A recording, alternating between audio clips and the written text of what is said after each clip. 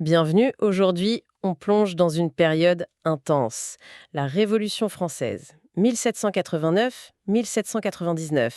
10 ans qui ont tout changé. Bonjour. Oui, une décennie absolument charnière. On a quelques synthèses, rapides mais denses, pour nous guider. C'est ça. L'idée c'est vraiment d'aller à l'essentiel. Les causes, les grands événements, les figures marquantes et l'héritage. Et peut-être quelques surprises. Un bon défi. Et c'est utile. Parce que pour comprendre beaucoup de débats actuels, un retour vers cette époque, ça éclaire pas mal de choses. Hmm. Alors plantons le décor. 1789. C'est quoi l'ambiance en France? C'est tendu. Très tendu. Grosse crise financière, crise sociale aussi. Le peuple est mécontent.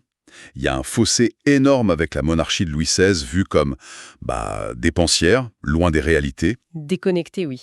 Vont germer. Liberté, égalité, fraternité. Des mots qu'on connaît bien aujourd'hui. Et l'étincelle, le moment où tout bascule symboliquement, c'est bien sûr le 14 juillet 89, la prise de la Bastille. Ah oui, la Bastille.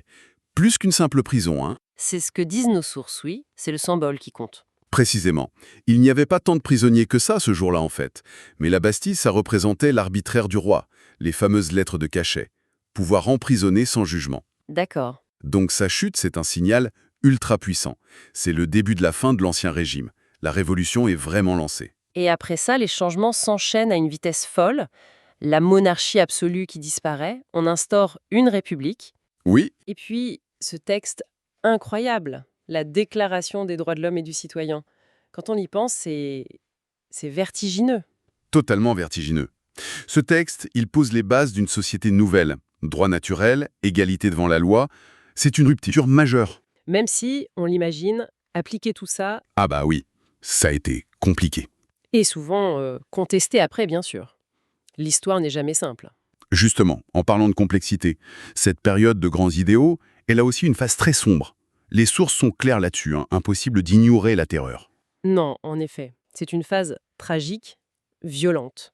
Et l'instrument qui en devient le symbole terrible, c'est la guillotine. La guillotine, oui. Et le paradoxe, comme le rappellent certains documents, c'est qu'à l'origine, l'idée du docteur Guillotin, c'était de rendre la peine capitale, comment dire, Plus humaine. Voilà. Plus rapide, moins douloureuse. Donc, plus humaine pour l'époque. Une intention qui contraste fortement avec son image finale. c'est le moins qu'on puisse dire. Les exécutions de Louis XVI, de Marie-Antoinette, ça a marqué à jamais. D'ailleurs, Marie-Antoinette, il y a cette fameuse phrase qu'on lui prête. Ah, Le qu'il mange de la brioche, oui, celle-là. Mythe ou réalité? mythe. Clairement un mythe. Les historiens et nos documents le confirment, sont assez d'accord là-dessus. Ah bon? Oui, cette phrase lui a été attribuée bien après, sans doute pour renforcer cette image d'aristocrate insensible.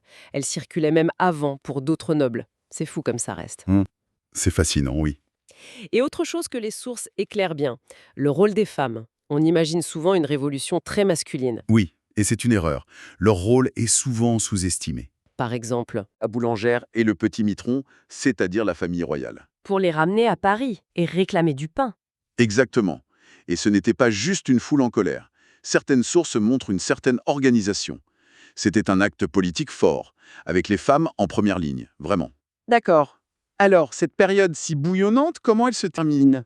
On parle d'une décennie, donc jusqu'en 1799. Oui, 1799, c'est la fin de cette phase révolutionnaire intense, avec le coup d'État de Napoléon Bonaparte, le 18 Brumaire. Napoléon. Voilà. Il renverse le Directoire, qui était le régime en place, assez instable d'ailleurs. Avec Napoléon, on entre dans le consulat. C'est une nouvelle étape pour la France. Mais l'héritage de la Révolution ne disparaît pas pour autant, j'imagine. Ah non, loin de là. Donc, si on essaye de résumer ces 10 années folles, on passe d'une monarchie qui datait de siècles à une république, certes instable. On affirme des idéaux de liberté, d'égalité qui vont marquer durablement. Tout à fait. Mais on traverse aussi des violences terribles, comme la terreur et sa guillotine. Et ça se clôt par l'arrivée d'un homme fort, Napoléon. Une sacrée transformation en si peu de temps. C'est une excellente synthèse de ce tourbillon historique que décrivent bien nos sources. Une période qui détruit beaucoup, mais qui construit aussi les fondations de notre modernité politique. Et pour finir, peut-être une question qui reste après cette discussion. L'écho de ces idéaux révolutionnaires, liberté, égalité, fraternité, comment ils résonnent aujourd'hui et comment, parfois, ils sont remis en question dans nos débats actuels, ici ou ailleurs dans le monde. Une piste de réflexion.